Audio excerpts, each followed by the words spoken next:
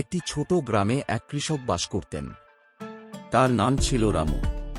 রামুর ক্ষেত ছিল খুব ছোট, কিন্তু তিনি পরিশ্রমী ও সৎ মানুষ ছিলেন।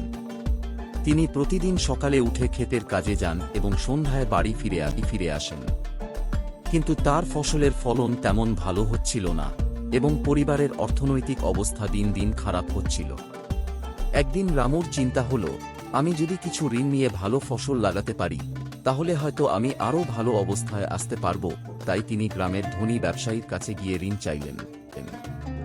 ব্যবসায়ী কিছু টাকা দিলেন, কিন্তু বললেন, তুমি যদি আমাকে সঠিকভাবে ফিরিয়ে না দাও তবে তোমার ক্ষেত আমি কিনে নেব।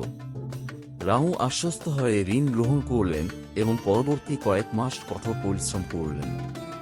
তিনি নতুন পদ্ধতিতে চাষ করতে শুরু করলেন এবং ফসলের যত্ন নিলেন।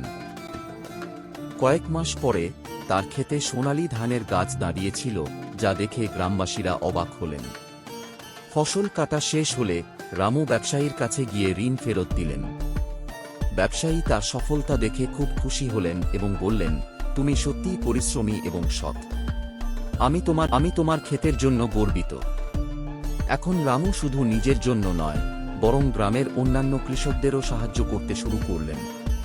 তিনি তাদের সঠিক চাষের পদ্ধতি শেখাতে লাগলেন, যাতে তারা সবাই সমৃদ্ধ হতে পারে।